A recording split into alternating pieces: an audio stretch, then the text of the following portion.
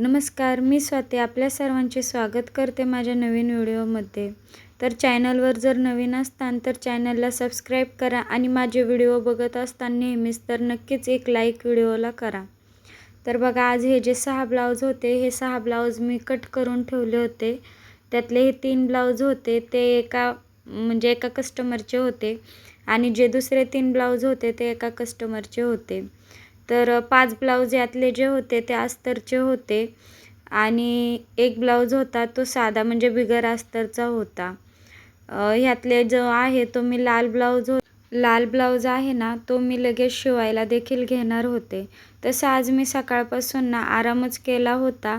मी 4 वाजता हे ब्लाऊज जे आहे ना ते कटिंग करायला बसले होते. ते 6 वाजेपर्यंत माझे 6 ब्लाऊज कट करून झाले होते.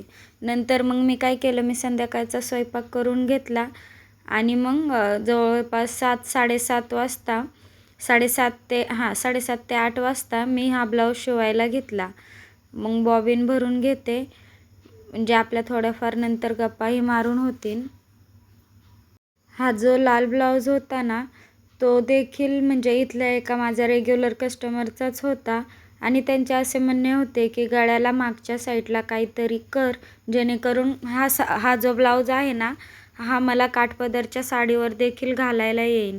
म्हणजे काय होत होतं, ज्यांना म्हणजे आता त्यांचे जे जुने ब्लाऊज आहेत ते त्यांना बसत नाहीत.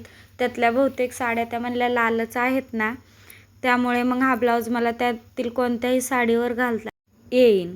पण ना, मग डिझाईन जी आहे ती पाठीमागची ती तूच कर, म्हणजे जास्त अशी हेवी पण करू नको, जास्त अशी म्हणजे बटबटीत पण करू नको आणि जास्त अशी हे पण करू नको, छान अशी कर.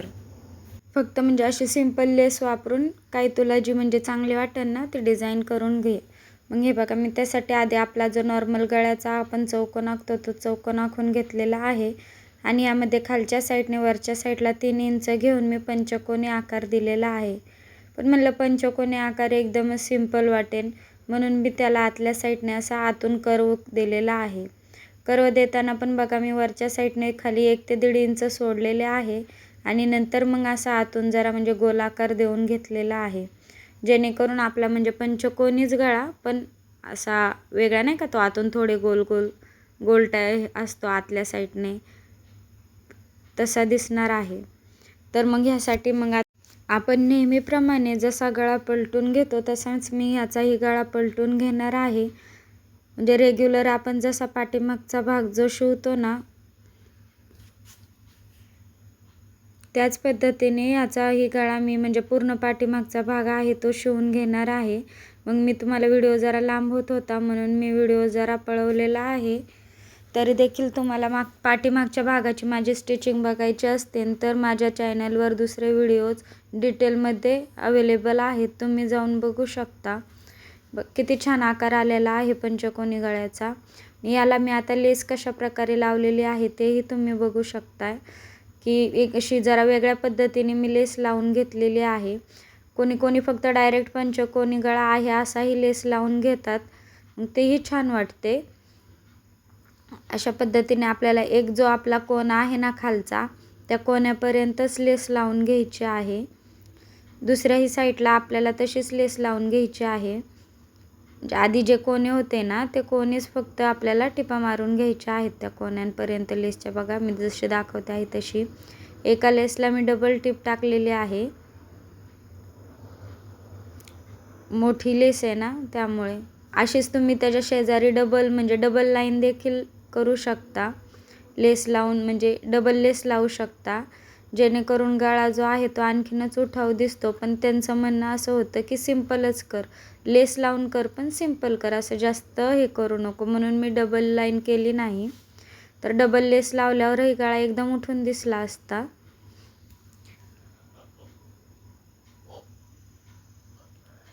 बरोबर मी बघा